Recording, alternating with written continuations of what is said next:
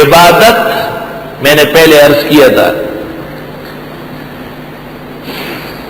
کہ اس میں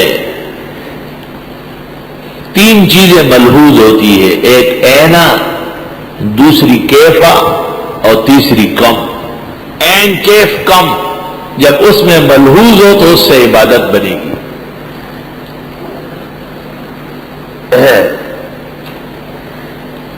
جتنے رسوم ہے، تیجا لے لے، چیلم لے لے، برسی لے لے، نہ اس میں عینا ہے، کہاں سے شروع ہے؟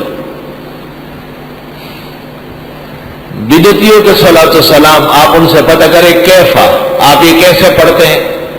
تو الصلاۃ والسلام علیک یا رسول اللہ، اب تک پڑھا گیا، اب ناقص ہو گیا، اب اس میں ڈال لیا یا سیدی یا رسول اللہ۔ عبادت آپ ہی سے ہم مانگتے ہیں، اس کو عبادت نہیں کہتے ہیں استعانت، کہ آپ کسی کو کہے مجھے قلم دے دے، ماں کو کہے کھانا دے دے، ابا کو کہے پیسے دے دے، استاذ کو کہے سبق سکھائے، بڑے کو کہے، منصف کو کہے میرے ساتھ انصاف کر لے، یہ تو ظواہر ہے، اسباب ہے۔ ما فوق الاسباب، اسباب سے ہٹ کر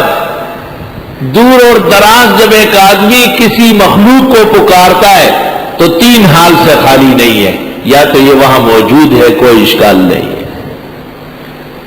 یا یہ موجود تو نہیں ہے لیکن کوئی ذریعہ ہے، جیسے ٹیلی فون، موبائل، ذریعہ، آلات سلکیہ غیر سلکیہ، اور یا کوئی ذریعہ موجود نہیں ہے اور آپ اسے پکارتے ہیں، تو اللہ تعالیٰ کے علاوہ کوئی اور نہیں جس کو آپ پکاریں۔ جب پکارنا ہی صرف خدا کو ہے تو سجدے بھی اس کا کرنا ہے، ہاتھ بھی اس کے سامنے باندھ رہے ہیں، جھکنا بھی اس کے سامنے ہے،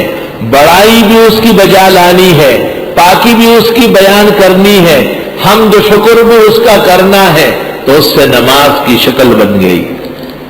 پاکی طہارت کے ساتھ آپ 2 رکعت پڑھتے ہیں، عظمت خدا سے لے کر اخیر تک اللہ تعالیٰ کی عظمت کے ترانے پڑھ رہے ہیں آپ۔ ایاک نعبد و ایاک نستعین، ہم آپ ہی کی عبادت کرتے ہیں۔ تو عیسیٰ علیہ السلام کا پوجا منع کر دیا،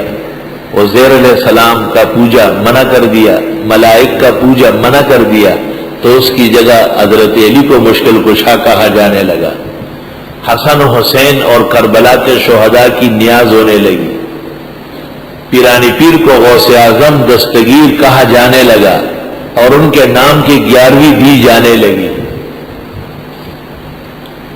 اپنے مردوں کو ثواب پہنچانے کے لیے تیجا اور چیلم، برسی اور 10واں، 20واں اور 40واں،